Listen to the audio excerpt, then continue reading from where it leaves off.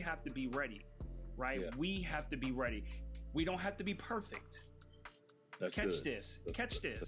You don't have to be perfect. You just have to be ready. That's good. Be ready for it being sloppy. Be ready for the unknown because you've never been there before. So it's okay for it to be sloppy. It's okay for you to say, I don't know what I'm doing, but I just need you to be ready.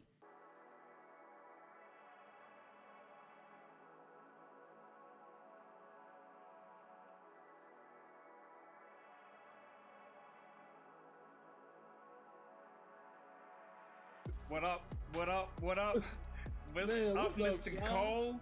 What's going on, bro? Yo, we finally back, man.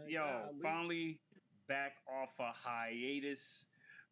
Welcome, yes, man. Welcome the people to another edition of A Father's Heart podcast, man. Yo, I'm excited to be back in the building, bro. Yeah, man. So, you got to kind of give us a recap, brother. How was your daughter's soccer game, man? Like, how's she doing?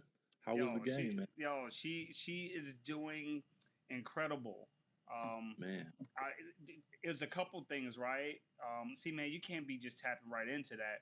But I'll talk about that. I don't got to talk about it right now, but I learned something about me, right? I learned something about me, huh? What you learned, brother? You want me to tell you already, man? But yeah, man. I mean, this listen, what we're doing. We got about a couple seconds to get people. Then they gone. I realized that I was that dude. Unfortunately, I realized that I was that dude, man. And that dude that I'm talking about is that parent who's over there who just talk and yell way too much. That's you? That was me. Okay, what changed? So this was the thing, bro. I told my wife, because I really want my children to reach their full potential, like every other parent, right? Want my children to reach their full potential. I'm not living through my children. I just want them to do everything with excellence and maximize their potential. Okay. But I realized, like, I would be on the sideline in my chair recording, and sometimes I had to post it. I would have to put music on, because if I was to play it how it was, you would hear this dad yelling at his child of move your feet, do this, do that, not allowing the coach to coach. I'm coaching from the sideline. But you know what? I still feel like that's, if we were doing legit or not legit, I feel like that's still legit, man. That's just what we do. Let me tell you why it's not legit. If you want to throw that out there, I'm going to tell you why it's not legit. It takes the fun away, right? Are you yelling like that, Shon? Like you going... I'm not yelling and cussing her out. It ain't like that. But it's still me putting pressure on her or him that they have to perform at this certain level that they may not even be capable of just yet, right? So you're giving directions versus... I'm giving direction when... Yeah. No, okay. I'm giving direction. I'm coaching them while they're playing. Yeah. And I realized, bro, just a few weeks ago, I just made a decision. I was like, and I don't know if my wife was praying. She might have been praying. But I came to her and I was like, babe, you know what? I'm going to just be a dad. I'm going to just record and we'll talk about it later, because I'm going to still coach him up. But I'm like, while I'm here, I'm going to record and I'm going to just stay in the moment. And my wife was like, yo, it took you all these years to come to that conclusion? Because she used to be pissed at me was sitting there watching the game with me. And my kids, like my son, bro, and it's the crazy thing, he would be playing and he would be turning around looking at me for my approval. Yeah. Good or bad. And I'm like, yo, turn around and look, because now I'm embarrassed because now my son keeps looking back at me. Right. And I'm like, yo, I'm doing my children a disservice, man. They should not be under that type of pressure, right? And so I came to the conclusion, bro, that when I stopped, I've been delivered for 2 weeks now. I'm just letting you know. This is all new. It's new. Okay. Yeah, but I've been delivered for only 2 weeks, so I'm not out here like like I'm the guru in this space because I'm still new to it. But this is the thing: this dude who was sitting right next to me, standing next to me, he was doing to me, the old me, yelling, telling his daughter to do stuff, and I turned to my wife and I was like, "Yo, wow, is that what I sound like?" She was like, "Yep." All these years, that's what you sound like, bro. Wow. I told my kids when they got out the field, I had to apologize, bro. I had to apologize. I was like, yo, I was thinking I was a good dad, but I was bad, bro. My intentions were pure, but I wasn't helping them because now it was just all this pressure of like when they messed up, they didn't have to worry about their coach. They had to worry about this coach. Right, right. So yeah, so when you asked about my daughter's soccer, that's where we are now. So now I'm just sitting back and I'm just, I ain't saying I'm not getting frustrated at times, right? But right, I just don't do all that yelling like I need to. And I think this is a great segue for our conversation tonight: is do men need mentors? Cole, do men need mentors, bro? Men absolutely need mentors, right? The question is, I mean, yes, we know men need mentors, but do men trust other men to mentor and guide them? I think that's one of a really good question to explore. How do I trust another man to guide me? And how do and I don't know if the word is humble myself, but how do I recognize when it's time for me to be a student, and glean information from another brother, to help guide me along the way of my journey? So I think it was Mike that talked about from last week this idea of having mentorship throughout his whole journey. So he's had a spiritual mentor. And I just thought to myself, well, man, that's a village of men that you're surrounding yourself with to help guide you through all these different processes in your life. And I'm like, how do you arrive to that? How do you trust people to guide you? Especially if you haven't had the experience of being fathered or not playing on a team, those kinds of things where you would experience coaching. That's, I think it's a challenge for men to be able to be guided by other men. So I'm interested in hearing your thoughts. I've never played organized sports, so for me it's like, I don't know about all that. Yeah, right. So I am a firm believer that men do need mentors, right?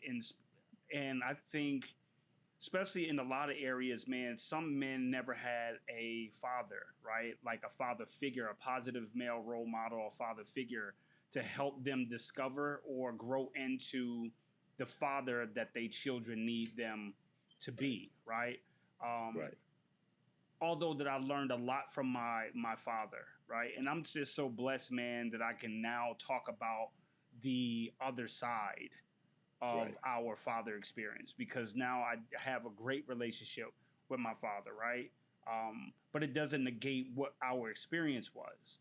But the great thing about it, man, is that throughout my life, is that I've grown to become the father and the husband I am by other men and mentors in my life. And truth be told, some of them men didn't even know that they were mentoring me. Right? Some of them didn't even know that they were coaching me, because I was watching them from afar, right? Yeah. I was mimicking some of the things that they were doing from afar, and I was taking a lot of the great attributes that they demonstrated. And I'll be honest, man, one of my greatest mentors is no longer here. It's my wife's dad. I just loved how he made family a priority.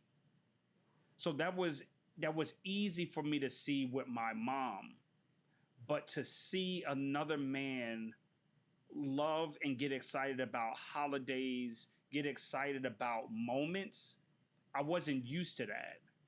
And so I had to learn, because I was uncomfortable with that coming into this marriage. It wasn't something that was normal, but me being exposed to how I can lead my family the way that he did, um, it definitely inspired me to where, like, how you guys see me. I've always been silly, but he really made it okay for me to be silly at 1,000 times level, at 1,000 level.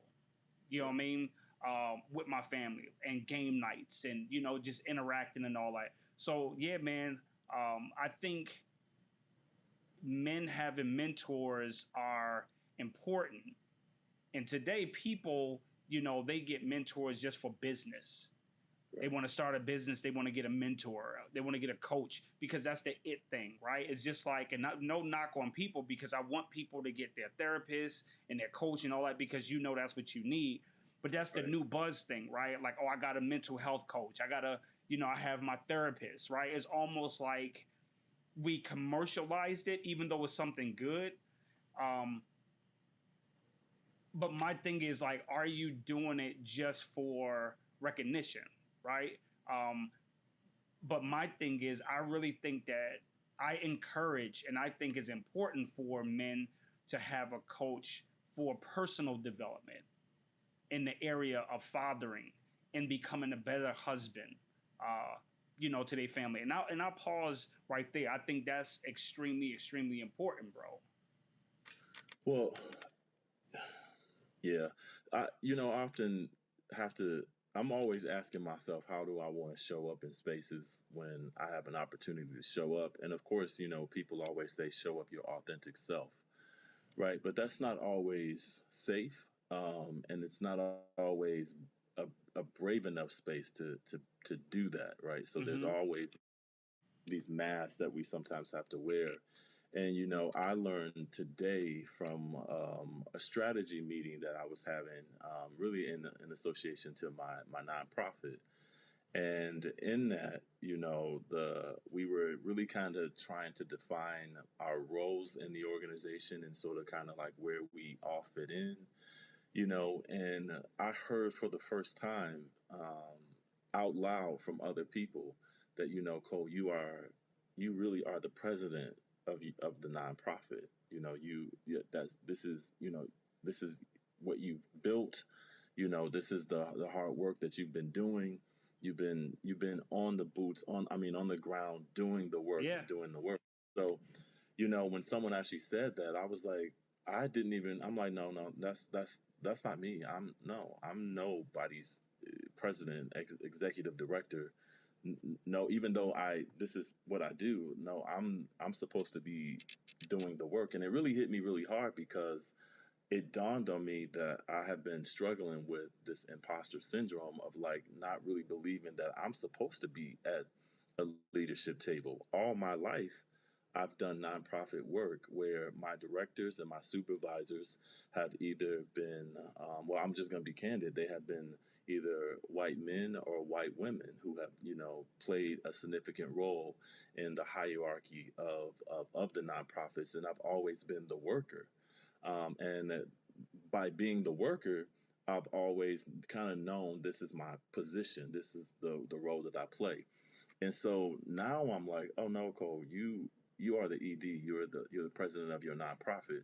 And now I'm thinking, what hit me is when our strategist said something really powerful. He said, well, Cole, how do you become something you don't see?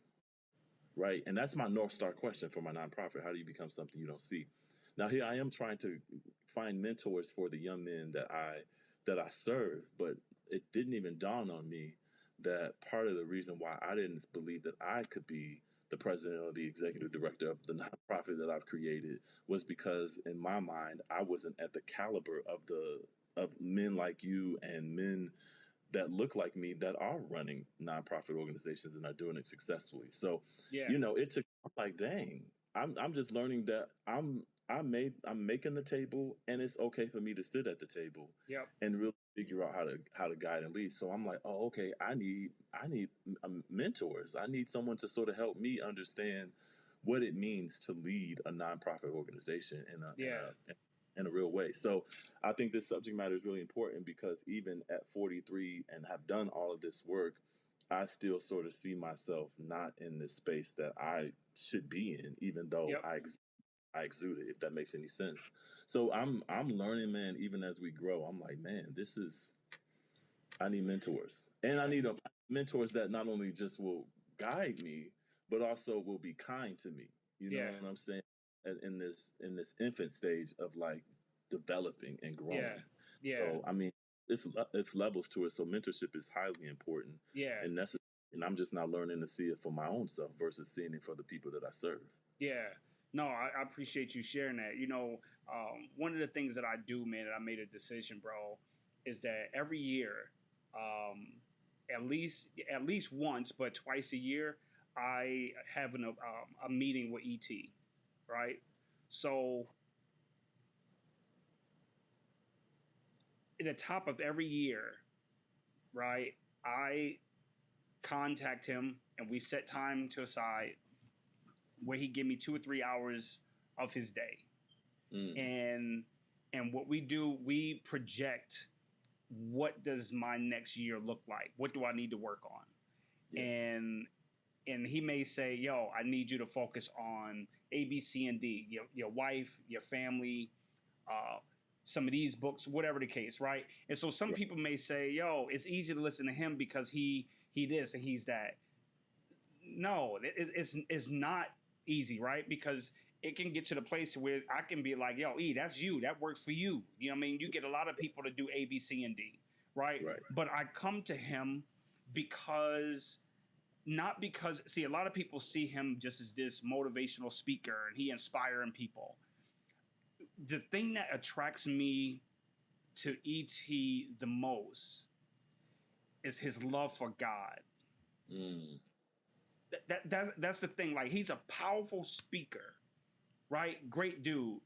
But when I talk to him, everything goes back to a practical way of how he has made God the centerpiece of everything that he does. Hmm. And that is the thing where I'm like, yo, that's it, right? And so everybody have their higher power, they source, whatever it is. But what I'm saying is that he shows me how you can love your wife, do all of these things, right? But this is how you place God in the center, where you will make your greatest impact, right? That's Where you right. make your greatest impact. And so every year, you know what I mean? Every year I do that, and I pay him for his time. That's the other thing. It's not something where I'm just like, I hit him up and we just meet. I pay him for his time, right? Because his time is valuable, right? Wow. So I'm like, okay, here is the seed. This is how, he tell me, this is where we are, right? And we make it happen, right? But it's important for me to do it. And this is the key thing. My wife is in agreement. I love My that. wife is in agreement for me to invest in my education, in my mentorship, right? Some people may say, well, that's not mentorship. I can call him right now. We can have that conversation. Da, da, da. But what I'm saying is I respect the mantle on his life. And the Bible talks about, I don't know why I'm shifting here, but the Bible talks about to give honor where honor is due. And when they came before great men, they came with seed. They came with seed, and they sowed a seed into those that were elders and those that had great wisdom. And those who had great wisdom poured back into those that came to learn. And right, so I'm using that same model in this, that I'm not trying to tell or encourage other people to live a life that I'm not willing to pay. Right, or I'm not willing to do. So I make it a point of every year that I meet with him. And he's one of many of my mentors. I have about 5 people that I go to for counsel, right? And I'll close on this part so you can, I want to hear what you say. One of the things that he asked me, one year I was like, yo, and I'm gonna be honest, I was like, yo, I wanna make $1 million, right? I want to make $1 million, right? And his question to me was, not how many millionaires do you know? How many millionaires are in your circle? Mm. Yeah. And I had to really take inventory. And he's like, well, if you want that, Just like if you want to become a better father, a better husband, how many great fathers are in your circle? How many great husbands are in your circle? How many great business leaders are in your circle? So how many millionaires in your circle? If you don't have many, then what type of adjustment do you need to make for you to get there? And so when I had the opportunity to speak at his last conference, Cole, I was amazed. I sat back and just watched, bro. I was a fly on the wall. I was amazed of how many men, bro, that was there, that was in his inner circle, had their wives and their children at this event. And they was asking me, where's your wife? Where's your kids? Because they see me on social media. And I'm like, oh, they at home. Man. And it was one of those things where they was like, yo, don't do this again. Whenever we travel, our wives come with us. Wow. I was like, oh, yeah, this is different. Yep, this is different. That's powerful. Yeah. Yeah. No, you know, I think that one of the things I heard you use that's really powerful is this idea of what is an elder, you know, and this idea of how do you show the elder in your community? How do you pay homage, or, you know, how do you bring seed to say, I value your wisdom? I value it. You know, to the point that maybe the seed isn't, you know, money, but it's a gifting of something. You know, and I think that also goes back to how your village is created and how you interplay and interact with a village of men, right? Because how do you know and how do you identify who the elder is, and how do you trust the elder's wisdom? And I keep using the word trust because I realize so many of the men that we serve and we work with have a very challenging time with trusting people and believing. Absolutely, bro. With this man, I can share my hopes with him, that no one's, you know, out to get me or rob me, you know, of my gift, or rob me just because, you know. And so I think that part of that is really helping men identify, you know, what does an elder look like? What does a mentor look like? You know, and how do they show up? How do you find them? And how do you humanize them too, right? Because I think that's another thing that people tend to, you know, that this great person that you trust and have this wisdom, that he can't be human. So I think that that's another thing to explore too, is that how what is the blueprint? That's good. That's a great question. Yeah, you know, what is the blueprint for that, and how do I, as a man, transition into being an elder, or how do I, you know, have I don't know what the word I'm looking for, but the ability to maybe just recognize, man, that's what it looks like, that's what it feels like. Okay, I want to next, because I think that's it's hard to decipher that nowadays with all of the illusions and the I mean, I'm struggling with words tonight, but all of the things that kind of identify what it means to be a man, I mean, it can get very blurry, and you often don't know who is who anymore. So I think that's good. That's good, man. You know, and for me, those who are that I consider mentors or individuals I can go to, the one common theme, bro, all of them are dope husbands. Okay. Dope husbands. How they interact with their wives and how they interact with their children. That's number one. That's a number one priority for me, right? For somebody to be considered a mentor or coach of mine, they have to respect and value those closest to them. So is it safe to say what you're saying is, you know, because there are men out here that are not married, that, you know, don't have a wife. So what I also hear you saying is that what I value, I need to, is it find value in that, in other people, other men that could be possible mentors? Yeah. So I got you. You know what I mean? Yeah, the thing about it is that if a guy doesn't have a husband or he doesn't have kids, that doesn't negate him, right, from being my mentor. But however, he may have a space in my life just for this. Got it. Okay. He's not my mentor, my coach in this area. Okay, makes He may sense. be my mentor or coach when it comes to business acumen, right? On execution, whatever the case may be. But I may confide in him, right? If he has the capacity and have the wisdom to navigate that space over there, even though he doesn't walk that walk, right? Because he doesn't have kids or wife or whatever the case. But I have somebody in my life that I will go to for that. Makes sense. But Cole, if you don't have that capacity, if that's not yours, I'm not gonna bring that to you. Why set you up? Right. Right? Why set you up? Why go get counsel in this area? Right? And you can't really relate. Now I may have somebody else. I may want to vent, A, B, C, D, whatever the case.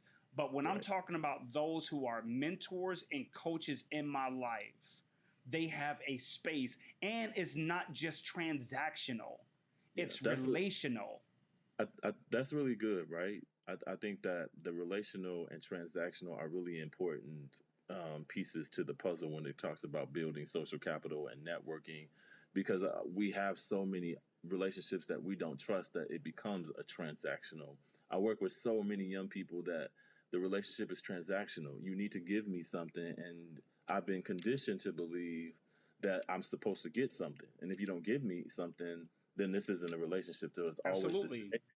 and so that, but again, that also goes back to how we're socialized to interact with people too. So I might Yes. pick that up from my experiences with my parents, is that when I want something, they give it to me. And if they don't give it to me, then I disrupt, and then they give it to me, and I learn that this is the pattern of getting what you want versus having those authentic relationships that aren't transactional. And I Yeah. think that's a big piece to this puzzle too that we're seeing, that there's Absolutely.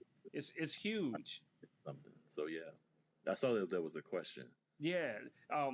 Jody, let's see if I can get it to pop up. Jody said men who are not married need to walk with a servant's heart, whether they are a leader in the community or a leader amongst friends. Absolutely, Jody.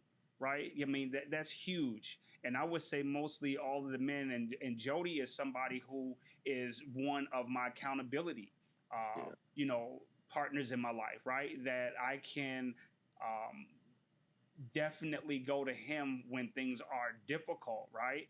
Um, and I know that he's going to give me wisdom, right? He's not just going to just agree with everything that I say, and yeah, he looks at me in some aspects of as a coach, but right, it's relational. So although I may be to him to a degree a coach, it's still relational where I can still confide into him, yeah, like Jonathan and Joseph, right? Like Jonathan, what is it? Jonathan and David, I think it was.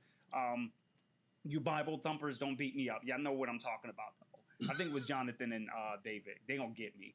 Um, but that's the thing, right? Is that I can only speak about my experience. I have some really really good people around me, um, that guys who I played football with, who has grown to be amazing people in certain aspects of life, of being husbands and all that type of stuff, man. Where I know that if I call just about any one of my dogs, that they're gonna hold me accountable, right?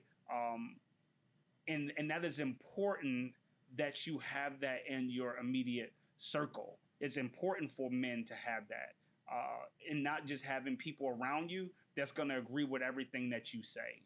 yeah, yeah. You, And you don't you don't you don't need that. You may want that, but you don't need that. That's not what you need, right, right? You don't need that. And so, and I gave, and this is a key thing too. When you find a mentor, you have to give them permission to mm. hold you accountable, and give them permission to go deep as they need to go to help you reach that full potential. So do this for guys who don't. When you say give permission, like, what does that mean? Can you iron Man, that out? What does that? yeah. Giving permission that's not a casual Yeah, thing. yeah, bro. You know what I'm saying? So it's not as simple as I give you permission Yep, to X, Y, and Z. So yep. like, when you say that, how can I visually interpret that so that I'm like, oh, okay, this is what he means when Yeah. we talk. So if I was to give you permission, Cole, to hold me accountable, right? I'll give you permission. If I consider you to be my accountability partner or a coach of mine, I'm like, yo, Cole, I give you permission um, to do whatever you need to do to help me reach my full potential. And so I already know what your attributes are, right? So just say if you are extremely organized, right? And so I make your butt itch because I'm not. And you Right. know that because I'm not organized or not doing this and not doing that, you know that you can call me out, and you can call me out the way that I need to be called out without me being offended and without me throwing in the towel. Okay. That Right. makes sense. So I need you to be able to call me out on my flaws, right? Where other people used to be like, oh, that's okay, that's Shon. No, you can't do that. Yeah. You can't do that. I give you permission to call me out just like you would call anybody else out, right? And so when E and I first started the relationship of us moving from that, I was just in this coaching program to where now, like, yo, you can hold me accountable, bro. If you see me post something on social media, A, B, C, and D, like, yo, you can hold me accountable. And that was extremely important to me that that I be held accountable. I gave my wife permission to hold me accountable. Do I want to hear it all the time? Absolutely not. And the great thing when you're in a relationship like that, bro, 9 times out of 10, they don't have to say anything. No. It's that old school look. But so it centers back to that symbolic relationship with children and their parents, right? It's that kind of relationship that I can say the things I need to say to motivate you, inspire you, while at the same time hold you accountable. But I also have to know what that feels like, to one, practice it, but also experience it from somebody who is very close to me as I'm growing, in that infancy to toddler to teen to adult life. And so I Yes, think it's that bro. same concept too, that if I've never had it, then I may not know how to interpret it when I experience it. So, you know, you might say something to me, and I'm like, well, dang, why are you talking to me like that? Nah, Yep. brother, you're not gonna disrespect me. Yep. And next thing you know, we're in this conflict, but it's only because too we haven't won. Again, when we're transitioning from transactional relationships to a real relationship, Yeah, bro. becomes very challenging, especially if I only know toxic relationships. So Yes. you know what I'm Yes. saying? So it goes You back to that too. you right, man. You're right, Cole. You're right. And we have to be, yeah, man, what you say is so on point, man, because we have to be ready, right? Yeah, We have to be ready. We don't have to be perfect. that's Catch good. this. That's Catch good. That's this. good. You That's don't good. have to be perfect. You just have to be ready. That's good. Be ready for it being sloppy. Be ready for the unknown because you've never been there before. So it's okay for it to be sloppy. It's okay for you to say, I don't know what I'm doing, but I just need you to be ready, right? I just need you to dance with me, right? So you may step on my foot, I may step on yours, but guess what? We're going to dance together. I just need you to be ready, right? So when I do show up, it's like, yo, I'm calling you out. Yeah. Like, man, you know what? I should be able to say, you know what, Cole, you called me out. I really don't agree with you, bro. Yeah. Yeah. This is a real uncomfortable, but I'm gonna listen, right? So I'm telling you, I'm telling you. I remember when you called me out. I was like, oh, here we go. Here we go. Looking around, I'm like, man, oh, okay, let me. You know what I mean? But that's the thing. That's the thing, like having those relationships, and I'm like, oh, I appreciate that, right? Because we don't often have men in our lives who can do that, and so I'm really just excited that we're having this conversation. But most importantly, man, I think it's just really important to note that men need to have healthy relationships with other men, and know that men in their lives that they decide to align themselves with have to be the type of men that are operating in a set of values that align with a set of principles that really help men define what success looks like, for themselves, right? Because I think that's the other part of it. You know, it's not just about I want to be wealthy in terms of financial, but I want to be wealthy in overall health and wellness. I want to be wealthy when I show up in the world, and I want to kind of be in spaces where brothers can also see my light and not dim my light because the light that I come with, right? So Come on. I think it's just so important that we continue to uplift men, because I'm learning from my own experience. We don't talk about the heavy and the tough times that where there are days when there are days when Yeah. struggle is so real that like getting out of bed is not, I'm really not feeling that, or these dark moments where I'm like, oh yeah, this I don't know if I'm ready to Yeah. continue life. You know what I'm saying? And so men don't often say out loud, I'm hurting.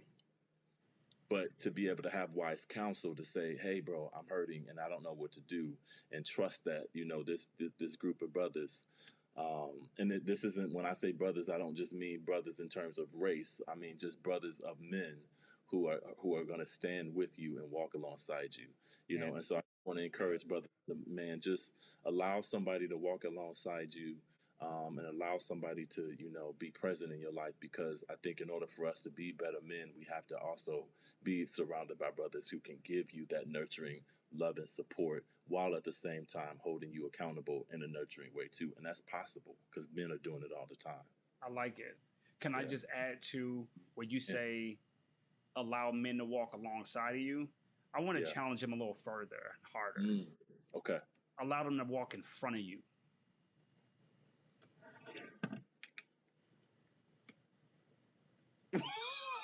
Right? To walk in front of you. Say it again.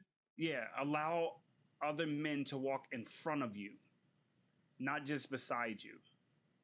Because a lot of times the person walk alongside of you, you have the same thinking, Wow.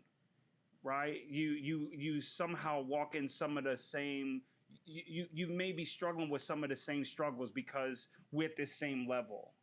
But the person that's why we know you've been mentored, because only somebody's been mentored can say something like that. But I learned That's this. real. I learned this years ago. You need 3 type of people in your life. That's real. One that push you, one that walk with you, and one that pull you. You need those 3 type of people, right? And those ones that push you, those are the people that celebrate you, right? They celebrate you. They remind you how amazing you are, right? Like you inspire them. Those people walk alongside of you, you can confide in, right? You can confide in, you can share your wounds with, right? Because they can relate. Yeah. But that person who's pulling you, they don't have time to listen to all of your BS because they're on a mission. They want to show you the path. Yeah. And you need those 3 types of people in your life. Every man need those type of people in your life. One that push you, one that walk with you, and one that pull you. That's it. And so you have to start looking for those individuals. And I think we good tonight. Yeah, no, I what you just gave me, man, is just some ingredients that I can take when Thank I you, walk sis. to the convention center. Yeah. And say, hey, when we talk about development of boys to men, those are the tools that these boys need to have to understand so that they can become better men. So I'm looking forward to taking the information, man, and the jewels that you dropped tonight, and multiplying that with the young men that I serve. So Shon, thank you, brother, for always doing what you do best, and that's showing up authentically you, and giving us the tools that we need to be able to move forward. So I appreciate it, man. All right, cool. So before we get out of here, we're going to do a legit or not legit. Jay Lord. McGee, what's up, baby? I appreciate you hopping on. Man, what's Shakita, I up? appreciate you coming on. Oh, Ken, Doc. yeah. Jay said, that's perfect, Shon. I've never said it that way, but I always keep someone younger than me, my age, and someone older than me in my life as a mentor. Absolutely, Jay McGee. That's what we have to do, man. We appreciate everybody that rock with us, that's grown with us. Listen, we just want to continue to give value, and just be a servant, right? Just be a servant, and still like to have fun. So we have a legit or not legit. The legit or not legit. Is it legit? Is it legit that if the wife does not want to have sex, you get up out of the bed and you go sleeping on the couch and start watching football or go watch TV. Is it legit or not legit? Yes, I said it. This ain't in my house. I'm just letting y'all know. Y'all be like, oh, I'm telling Leah. I promise you that ain't in my crib. But I just want to know, is it legit or not legit that if they don't want to have sex, you get in your feelings and say, you know what? I'm going to watch TV. You don't even say anything. You just get up and go watch TV. You know what I wish? I wish you had that clip by what's my man's name? Who? Oh my God, Plies. He was like that clip that he'd be like, "Oh, you mad?"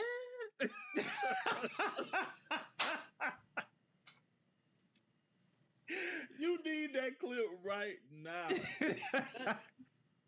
bro. Come on. That's not legit. Come on. It's not legit. So what should he do? If it's not legit, what should he do? He should lay his butt in that bed. What you mean? I just want to know if it's legit or not legit. You gonna get out the bed and then go sleep on the couch and watch football? Man, get up out of here. Hey, Ken said I'm always come out of the pocket with these legit or not legits. Yo, I just want to know if it's legit or not legit, Ken. That's all.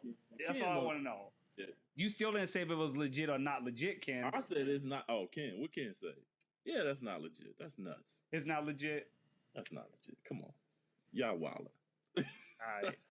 I don't think it's legit either. I just wanted to hear what you had to say. I don't think it's legit. But somebody out there think it's legit, though. Yeah, they petty.